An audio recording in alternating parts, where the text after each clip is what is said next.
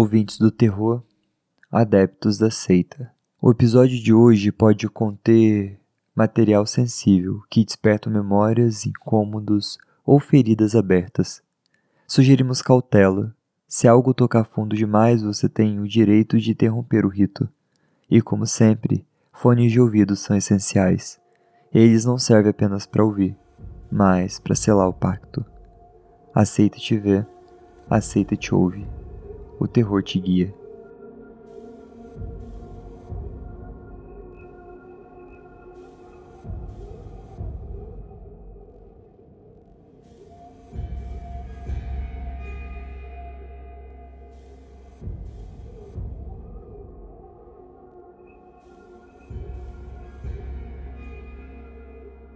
Minha família, por parte de mãe, é toda do interior de Minas.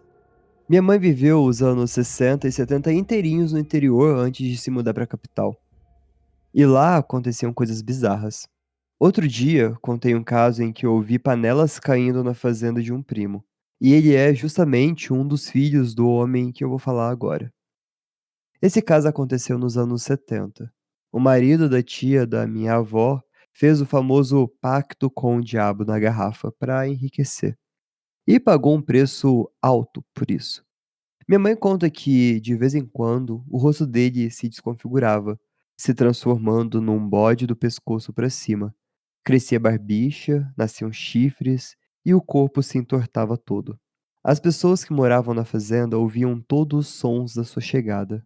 O cavalo galopando, parando, e ele descendo, e até o colchão afundando quando ele se deitava. Mas quando a esposa olhava para o lado, não tinha ninguém ali. Minutos depois, o verdadeiro homem chegava e fazia exatamente o mesmo trajeto, passo por passo, como se estivesse repetindo a cena que a assombração tinha acabado de fazer. A esposa, já acostumada, nem se assustava mais quando o marido o virava bode. Ela fazia umas rezas e chamava alguém para ver a cena com ela, para não ficar sozinha. De fato, o pacto deu certo. A família enriqueceu bastante. Viraram donos de uma rede de sacolões e marcas de laticínio. Mas o preço foi alto. Ele enlouqueceu e a maldição passou para um dos filhos, que também acabou perdendo a razão.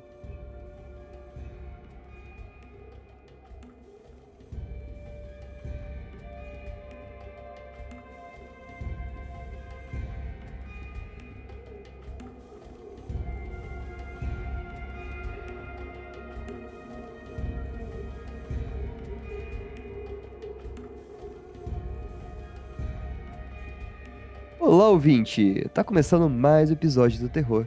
Eu sou o Fê, com a voz anasalada e com a sinusite atacada. Oi, gente, eu sou a Má. Meu E Deus, eu- que tímida. Não é?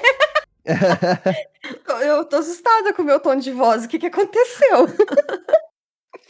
É que eu sou uma mocinha, gente, meiga, recatada e do lar, entendeu?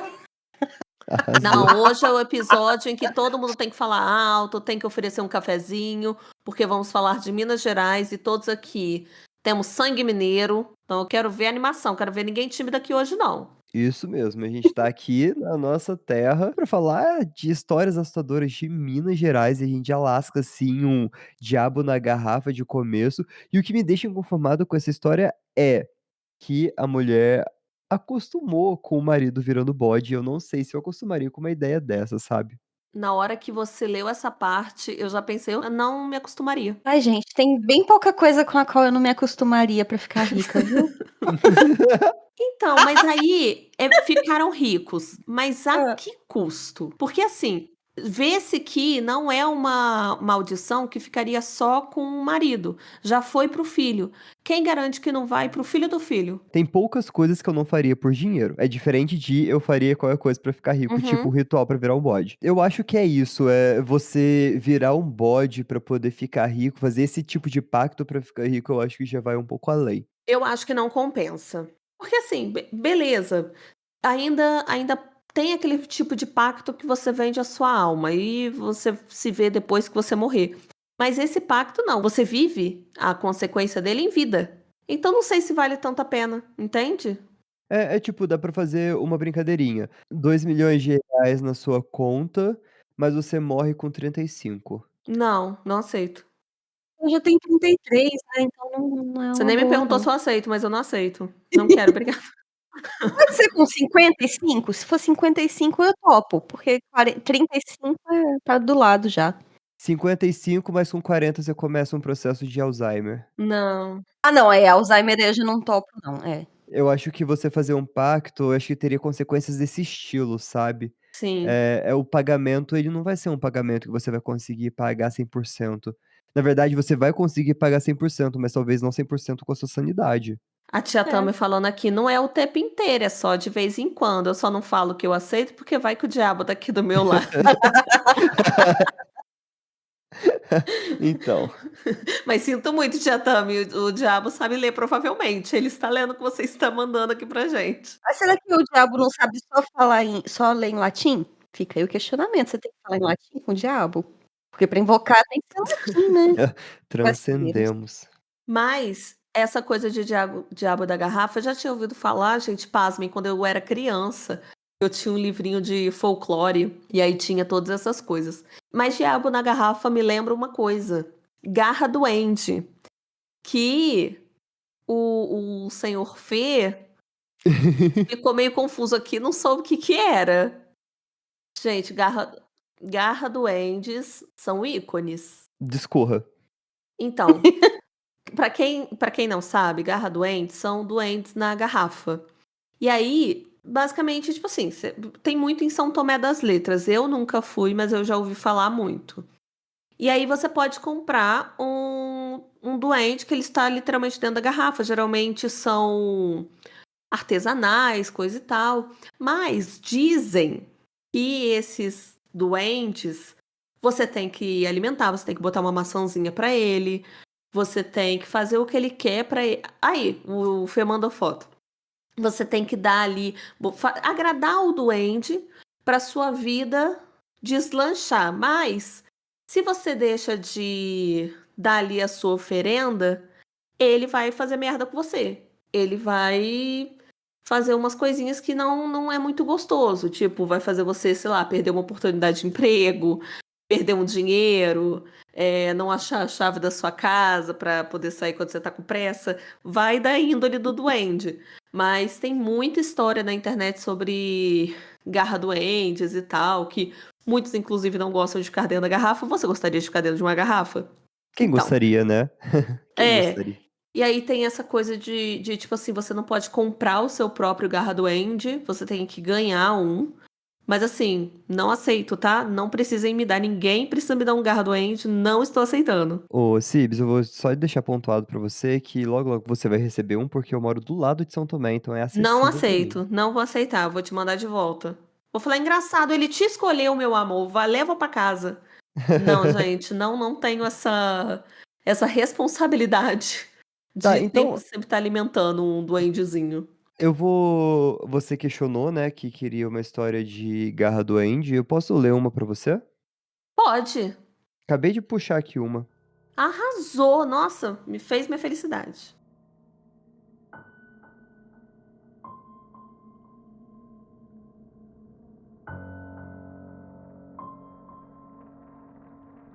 Vocês acreditam no poder deles? Um dia, uma grande amiga me presenteou com um Garra Duende e disse que ele me ajudaria e traria felicidade pra minha casa.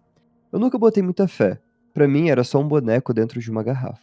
Então, coloquei no móvel da sala e lá ficou por muito tempo. E toda vez que minha amiga vinha na minha casa, ela me dizia para tirar a garrafa e colocar moedas e uma maçã e um pouquinho de mel para alimentar ele. E que se eu fizesse tudo certinho, ele me traria felicidade. E nada ia faltar na minha casa. Mas eu nunca fazia isso. Eu estava desempregada há pelo menos uns 3 anos e já não tinha mais esperança de voltar a trabalhar. Passava muitas dificuldades com os meus filhos. Meus pais me ajudavam como podiam, mas não era o suficiente. Então um dia eu resolvi fazer o que minha amiga disse. Tirei ele da garrafa, coloquei 3 moedas de 5 centavos que eu achei na minha gaveta, peguei um pouco de mel com a minha vizinha e uma maçã na minha mãe, e coloquei ao lado dele. E eu pedi meio que sem acreditar um emprego e que não faltasse mais coisas na minha casa e comida para os meus filhos. Uma semana depois, eu fui chamado para uma entrevista numa empresa muito grande e conceituada aqui na minha cidade. Passei pela entrevista e uma semana depois já estava trabalhando e ganhando um ótimo salário. Mudei da casa dos meus pais e até hoje eu tô nessa empresa. Isso aconteceu em abril de 1999. Hoje tenho minha casa própria, meu carro, meus filhos se formaram e nunca mais passei perrengue. Essa história é de 2023 para você ter uma ideia.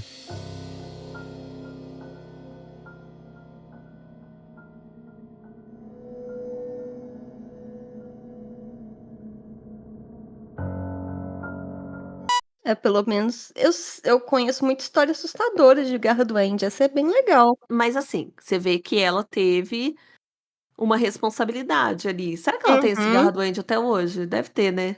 Ah, deve ter. Deve ter. Mas aí você tem que ter essa responsabilidade, entende? Você tem que ter. Se você esquecer. E eu já vi também que cada um tem uma personalidade, gente. Pelas histórias que eu já vi por aí, essa mulher deu sorte, assim, real. Cara, tem muita história de garra doente. Tem. Dá pra fazer um episódio só de garra doente, inclusive. Bora pro próximo fazer só de garra doente. Bora. Arrasou. Inclusive, eu vou lá em São Tomé das Letras pegar um e sorteio pros apoiadores. Isso, sorteio pros apoiadores. E um pros Isso aí. ouvintes. Vamos foder com todo mundo. Vai ter que alimentar esse bichinho até não aguentar mais.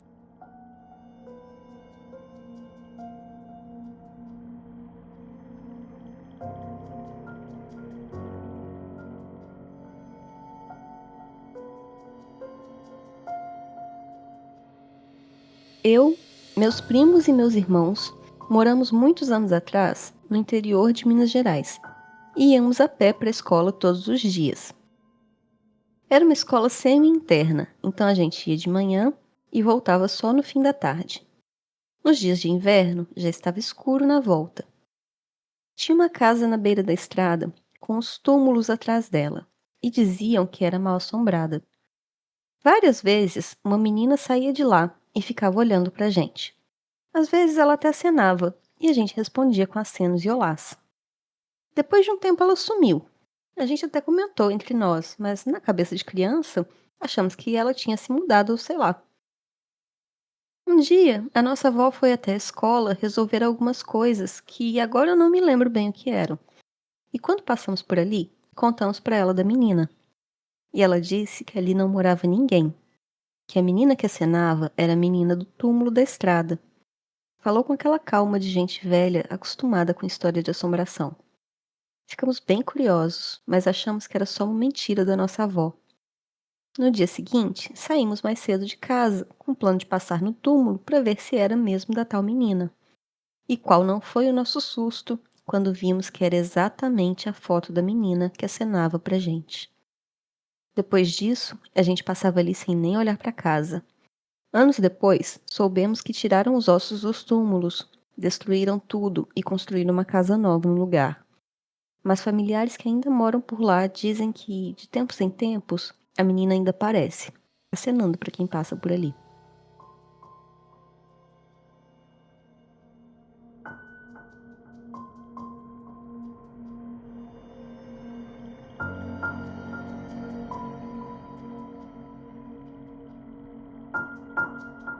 Parecia Achei uns... você, seus primos e seus irmãos muito grossos, porque a fantasma só tava dando tchauzinho de longe. Imagina o desgosto, a frustração desse fantasma que morreu, tá preso ali nessa casa abandonada quando as pessoas que passavam acenando pra ela simplesmente pararam de acenar. Achei de uma grande grosseria. Também achei, mesmo porque se você já assistiu Presence ou Presença, é basicamente isso. Então, você vai sair com depressão do filme. Gente, porque pensa, se o fantasma não tá fazendo nada pra você. Gente, a menina só estava acenando. A menina só estava Uhum. acenando. Ela não tava indo atrás de vocês. Ela não tava aparecendo na casa de vocês. Ela estava na casinha dela acenando. Porra, acena pro fantasma, cara. Vai cair a mão, não. Mas ele acenava, eles acenavam. Não, mas depois que Falavam olá. descobriram o túmulo, viram a foto no túmulo, eles pararam. Eles nem olhavam mais pra casa. Não gostei, não gostei. Hoje serei a defensora dos fantasmas oprimidos. Essa história é suco de interior, né? Não Sim. diria de Suco de Minas, interior. mas é suco de interior essa história de Sim. gente da roça. Aliás, Sim, muito boa. delicinha de contar quando tá bem de noitinha, assim, sabe? Com Sim, pouca Uhum. luz. Na esquina de casa, É, meu tomando a filho. cervejinha. e depois sai correndo porque tá com medo. Tá com Aham. medo, aí sai correndo achando, imaginando já o diabo te pegando atrás.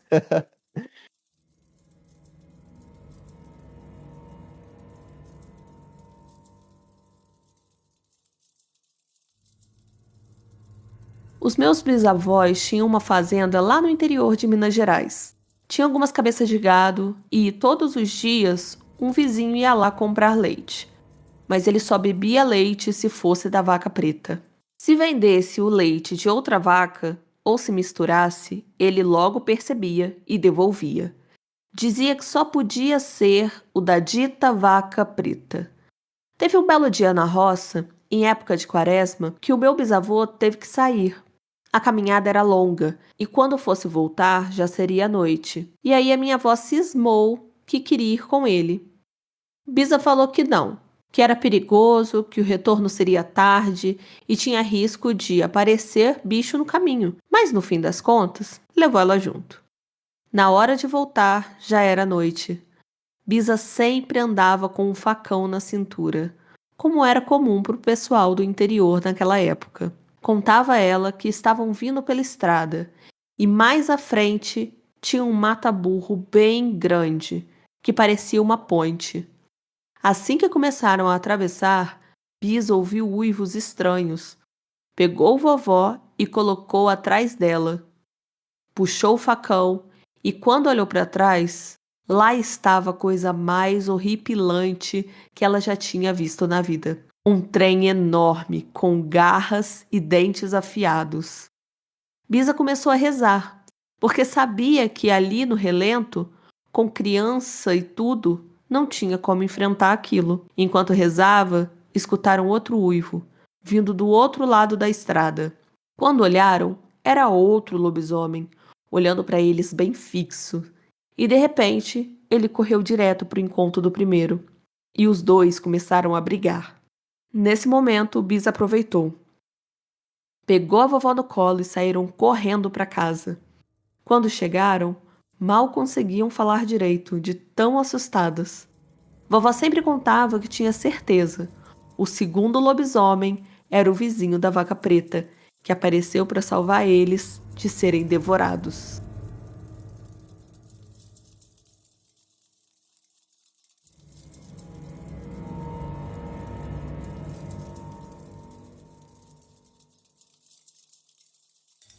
Gente, tem que botar um asterisco, né, depois dessa história. Trem, para mineiro, é qualquer coisa.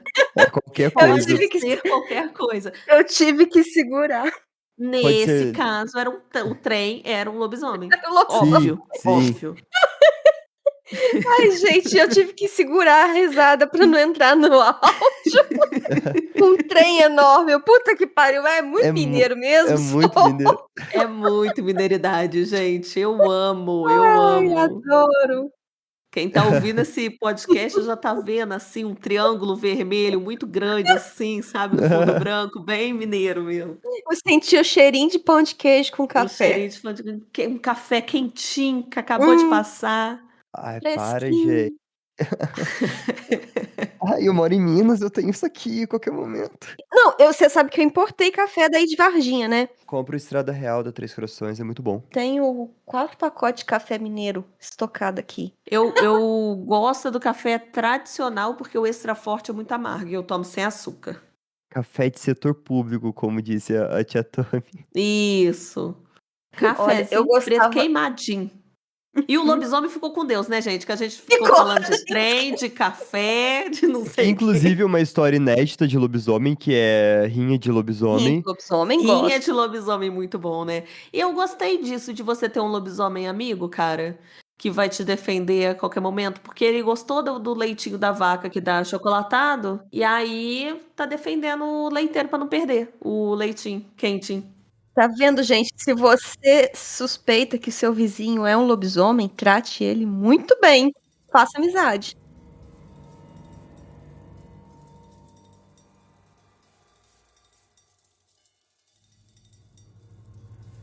Eu sempre fui de São Paulo. Há 14 anos eu vim morar em Minas Gerais, numa cidadezinha do interior. Eu era daquelas que acreditava somente na maldade humana. Afinal, quem vive na cidade grande sabe como que é. Mas aqui eu já vi muitas coisas. E a gente começa a entender que realmente existem coisas inexplicáveis. Uma vez, a gente estava voltando de um evento já bem tarde, por volta das 3 da madrugada, numa noite fria, com lua bonita, a estrada de terra, pasto, gado dos dois lados. Eu moro na roça. Quando fomos fazer uma curva, o farol do carro bateu num murão. E eu vi algo estranho perto das vacas. Eu comentei com meu esposo. O que a vaca tá arrumando em pé assim? Ele diminuiu a velocidade e fomos chegando mais perto. Quando o farol bateu nela, de verdade, ela abriu as asas imensas e virou a cabeça igual uma coruja. Daquele jeito que o pescoço vai todo para trás. O meu esposo travou. E eu só conseguia falar: Santo Deus, o que é isso? Meu filho, no banco de trás, começou a gritar: Pai, pai, sai daqui, é a Matinda Pereira. Na hora ele acelerou o carro com tudo, ninguém teve coragem de olhar para trás. Ficamos em choque, todos no carro, sem entender se o que vimos era real. Cerca de 1 quilômetro para frente já é a entrada da minha casa. Aí vem o dilema: quem ia descer para abrir a porteira? Pois é, sobrou para mim. Meu marido e meus filhos saíram correndo para dentro de casa e eu fiquei lá. Alguém tinha que fechar a porteira. O resto da noite ouvimos barulhos no telhado. E o nosso sítio dá de fundos para uma mata fechada. Mas o que a gente viu foi exatamente o que está naquela imagem que viralizou. Eu sei exatamente o que eu vi, e eu não preciso provar para ninguém.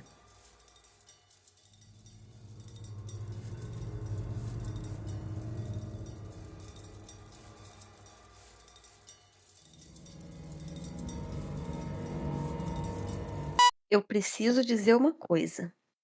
Que se ela fosse mineira, ela não tinha ficado com medo da Matinta Pereira. Era só deixar fumo do lado de fora de casa e a Matinta ia embora. Ficou a noite inteira perturbando no telhado? Ficou. Por quê? Tava esperando o fumo dela. Então, É verdade. você me fez pensar numa coisa. Existem tantas lendas, tantos seres mitológicos que tá solto aí no mundo. A gente tem as nossas regionais, já tem as brasileiras e tem, tipo, uma caralhada de seres lendários, místicos e folclóricos.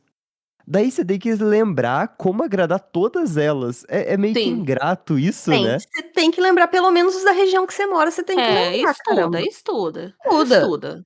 É isso. Quer Então já. sobreviver, quer viver bem. Você quer Aí, morar meu num filho, sítio do lado da floresta fechada e não quer saber das criaturas místicas que moram ali? Aí. ninguém tá É. falando pra você decorar as lendas do Japão, o que que tem que fazer, Akamanto, esse tipo de coisa, não. Que, aliás, eu tenho certeza que muitos dos nossos ouvintes vão saber as lendas do Japão e como que se livra de um Aham. capa É e como que se livra de verdade. tique, mas não sabe como se livra da Matinta Pereira. É isso que eu te falo. Uhum. Nossa, a gente agora abriu uma problematização que nem Abrimos. sei como isso é Não possível. foi minha intenção. Lacrei. Eu amei, foi uma quebração de tabu agora muito inesperada. Total. Deu pra ouvir o tabu quebrando. Isso foi muito bom. Acho que a gente precisava escutar isso. A gente decora tanta coisa de novo, dos Estados Unidos, tanta coisa do Japão, mas a gente esquece que a Matinta Pereira tá aqui na estrada, cara. Ela vai E posar no seu telhado e te perturbar a noite inteira, então. Agora Você você tem que sabe, se você saber não tiver como se fumo, você livrar. deixa cachaça. Ou é fumo ou é cachaça, o que você tiver. segundo a pessoa da história, ela postou essa imagem e falou que parecia muito com essa imagem da Matinta Pereira. Então ela quase na forma coruja dela, e eu só consigo imaginar o pavor dela. Eu cago na roupa, se eu vejo isso aí eu cago na roupa. Assustador, eu me cago também. Olha, eu admito, eu morro de medo da Matinta Pereira. Eu tô aqui lacrando, mas se aparecer pra mim, eu não vou lembrar que tem que pôr fumo, tem que pôr porra nenhuma. Ah, se Eu que vira, não minha saio de filha. casa. Nossa, gente, você fuma, você tem fumo aqui. Não, é pra Matinta Pereira quando ela aparece. Verdade. Mas o fumo não serve só pra Matinta, ela serve pra várias lendas, Não, né? o Saci também gosta de fumo. É, Ah, mas Agora eu aí só ele vai lembro dos roubar, dois. né? Porque o Saci, ele é safado sem vergonha. Saci é safado sem vergonha. Ele vai esconder o fumo pra você não poder se livrar da Matinta Pereira.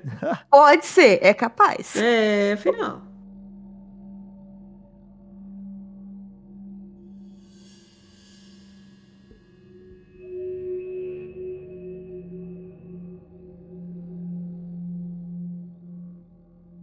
Minha mãe contava pra mim e pros meus irmãos que, quando era mais moça, morava no interior de Minas Gerais. Ela e as irmãs adoravam ir em baile, mas como moravam na roça, era mais difícil. Uma vez, elas pediram para minha avó se podiam ir num baile que ia ter ali perto de casa. Minha avó não deixou. Aí elas esperaram minha avó dormir e saíram escondidas, no escuro mesmo, andando pela roça. No meio do caminho, numa estrada de terra, avistaram uma luz muito forte. Pararam para tentar entender o que era. De repente, a luz foi se aproximando. E quando chegou mais perto, elas viram que não era uma luz qualquer. Era uma mulher, mas tão magra que parecia um cadáver. A boca estava meio aberta. Os dentes pareciam todos tortos. Os olhos e a boca saíam fogo, segundo minha mãe. Aquilo era uma coisa horrível de ver. Elas ficaram sem reação, travadas de medo, até que minha tia deu um grito e todas saíram correndo estrada fora. E aquilo foi atrás delas. Tinha uma casa no caminho.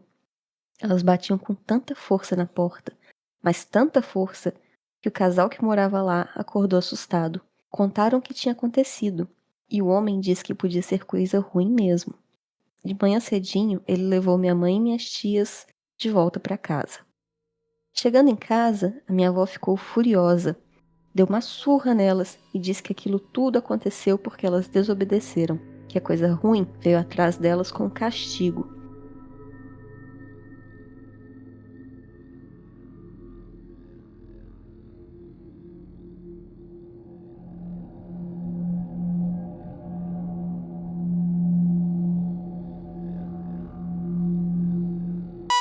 Eu fico impressionado com a tamanha coragem de adolescentes fugirem em roça, pegar estrada de terra a pé pra poder ir em uma festinha.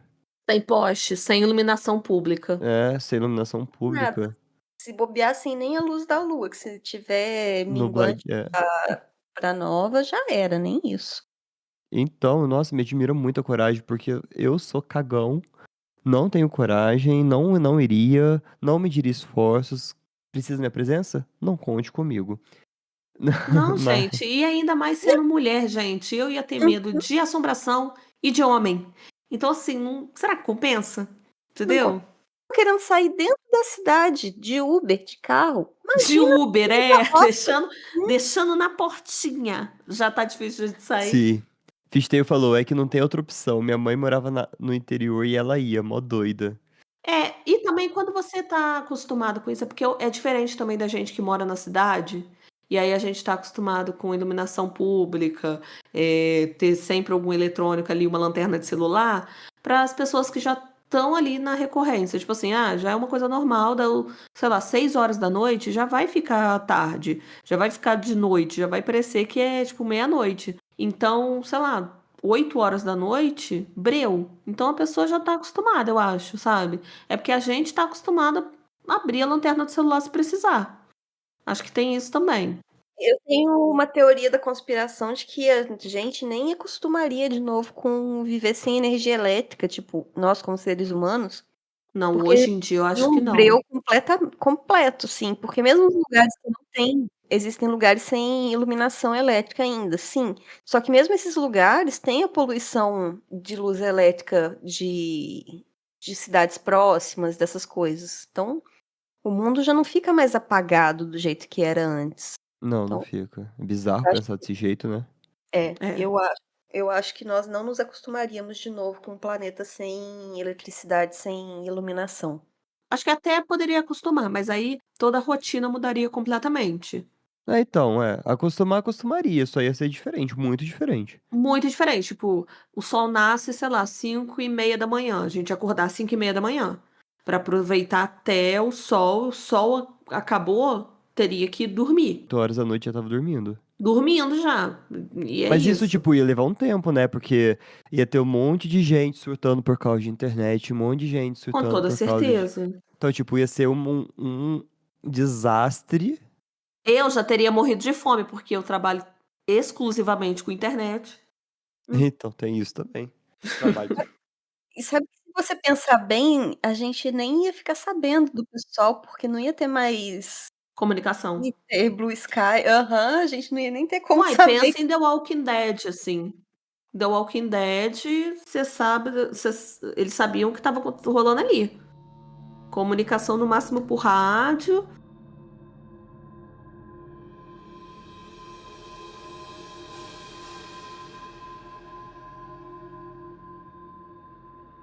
Minha avó sofria nas mãos do meu avô. Minha mãe disse que ele gostava de morar no meio do mato, em casas abandonadas que tinham sido de senhorzinho da época da escravidão. Isso era por volta de 1958, e segundo ela, essas casas ainda existiam e carregavam muita coisa ruim. Minha mãe conta que um dia ele chegou em casa bêbado e endiabrado. Pediu para minha tia mais velha ir buscar lobrobró. Para quem não sabe, lobrobró é uma folha bem babenta, muito comum entre o povo de Minas Gerais, que dá para fazer refogada tipo couve. Minha tia, que na época tinha uns 10 anos, ficou com medo porque já estava escurecendo. Ela chamou outra irmã que não quis ir.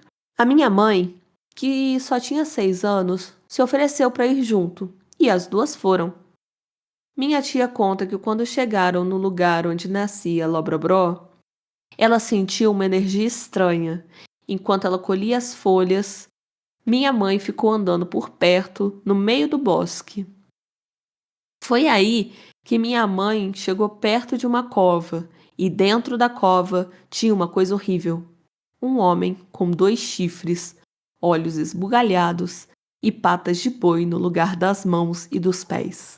Ela diz que com 6 anos não entendeu direito o que era aquilo. Era inocente demais para perceber o perigo. Mas chamou a irmã, que veio, e na hora que viu aquilo, saiu correndo. Quando minha mãe viu a irmã correndo, foi atrás. Minha mãe conta que a minha tia ficou tão apavorada que se escondeu por um tempo no galinheiro ali perto. Depois, quando criou coragem, voltaram correndo para casa. Chegando lá, contaram tudo para o meu avô. Ele, incrédulo e bravo, quis voltar com elas no mesmo instante. E quando chegaram no local, a única coisa que tinha era uma cova vazia, nada mais. Minha mãe jura até hoje que essa história é verdade pura.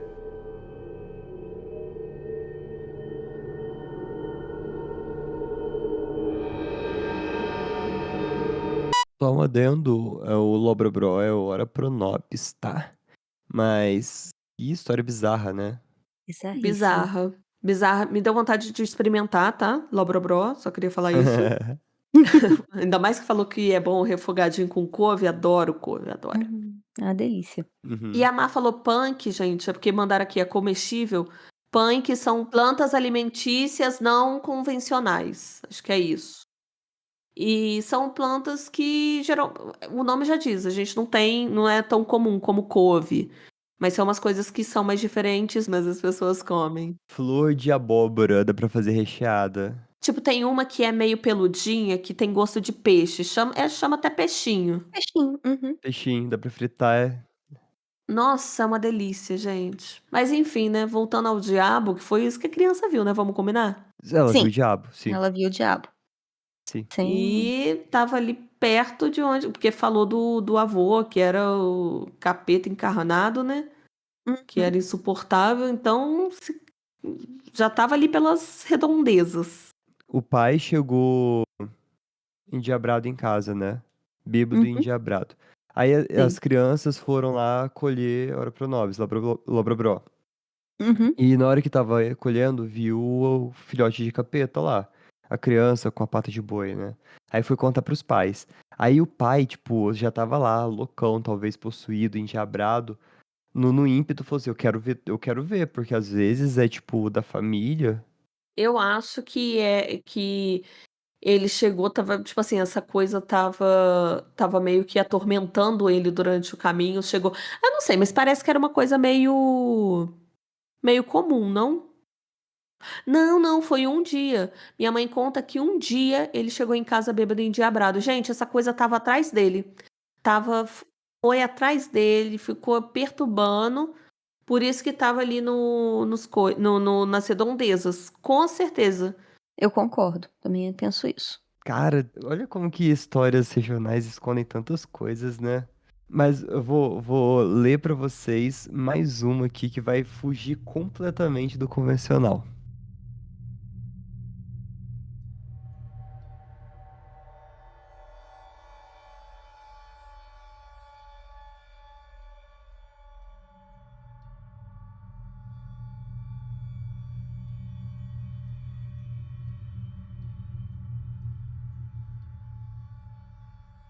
Hoje eu trago mais um relato de viagem. Um compilado de histórias que vivi em São Tomé das Letras, no sul de Minas. Um dos lugares mais loucos que eu já visitei. Amo tanto que acabei ficando lá por um ano. É um lugar insano, povoado de lendas e aparições. Na primeira vez que fui pra lá, chegamos já perto das 6 da tarde e decidimos acampar no topo da montanha mais alta.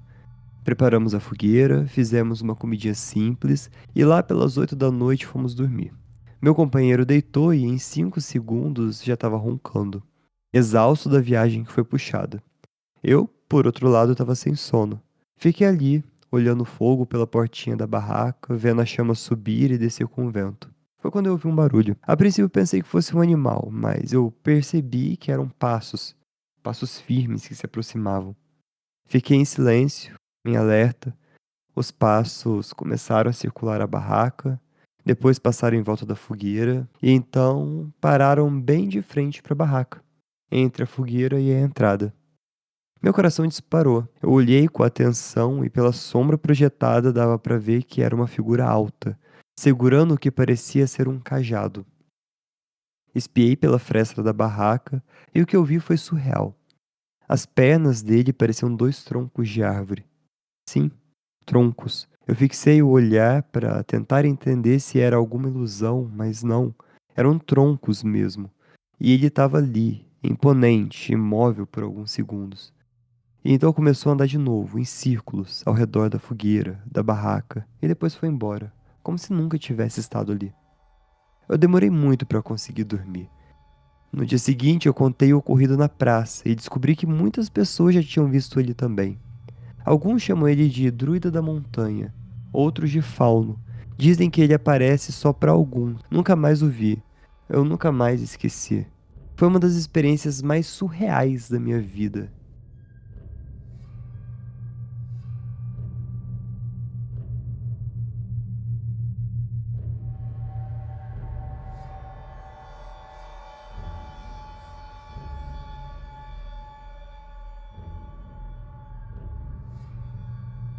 Essa é uma sorte que eu não quero ter, eu não quero ser selecionada, não.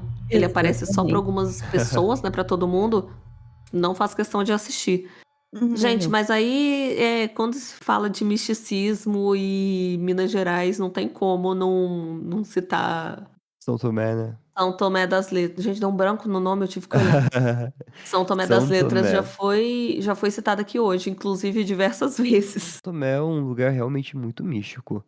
Muito místico. Lá tem a Ladeira do Amendoim, Que que é que os carros sobem. isso, isso. E lá em BH também tem uma rua que é desse jeito. Acontece uma ilusão de ótica filha da puta, que dá muita impressão de que o carro tá subindo enquanto ele tá descendo. Então, a explicação é a ilusão de ótica, né? A É, explicação, mas a gente nunca vai saber. Não, porque realmente é um negócio que eu fico pensativa. Aham. É uma sensação muito estranha. Muito estranha. Aí, Sib, você tem que vir pra cá também pra gente poder fazer esses rolês em São Ai, Tomé. gente, eu quero muito visitar São Tomé. Mas, cara, é bizarro, né? As histórias, tipo, foi pra outros níveis. Ah, terror na esquina, né? Não é pra ser só um terrorzinho básico. A gente vai Não, falar de básico várias coisas. não. Inclusive, falando de terror básico aqui, o terror na esquina. Desde o comecinho do podcast, a gente sempre leu as histórias e comentou. No começo a gente interrompia as histórias para comentar durante as histórias, porque a ideia era fazer uma história só comentada. Então a gente começou com A Obsessão de uma Mãe, a gente começou com Ted e A Casa Sem Fim, e desde o começo a gente estava interrompendo o podcast para fazer comentários. Aí muita gente estava falando que interromper a história em si para fazer o comentário acabava é, perdendo um pouco a vibe da leitura, né? A imersão. E de fato, quebra a imersão. Daí a gente começou a trazer histórias menores, mas a gente comentava entre elas. A gente sempre comentou as histórias. Não mudou isso desde o começo do podcast e não vai mudar. É que às vezes alguém chegou por aqui enquanto você estava fazendo podcast mais sozinho, antes da Cibs chegar, enquanto eu estava na faculdade, e não entendeu o propósito do podcast, mas a gente sempre comentou todas as creepypastas, todos os relatos. E mesmo sozinho, eu acabava comentando, eu falava sozinho pro nada, e aí que começou a surgir a ideia de ter os apoiadores, que daí faziam companhia e eu comentava com os apoiadores. Sempre foi comentado, e se você tá aqui esperando que um dia acabe esses comentários, me desculpa, não vai acabar. Esse é o terror, não é um terrorzão pra fazer sangrar seus ouvidos de, meu Deus, olha o que eu acabei de escutar, não é um puta audiodrama. É aqui. É isso. É a gente falando com simplicidade de temas que assustam coisas do mundo todo. De Minas Gerais, a Zhuang nas Filipinas, igual o episódio da semana passada. Igual a gente fala de Dogman nos Estados Unidos e a gente fala de viagens de Airbnb no mundo todo. Então é isso. O Terror é um podcast de histórias não tão assustadoras comentados. É isso, desculpa os nossos ouvintes que não precisavam ouvir essa chamada de atenção, mas é sempre bom a gente dar aquela nivelada. Então continue com a gente para os próximos episódios, se você gosta da gente. Se você não gosta da gente, guarde sua opinião para você. E é isso. Cuidado nas esquinas. Tchau! Tchau! Tchau!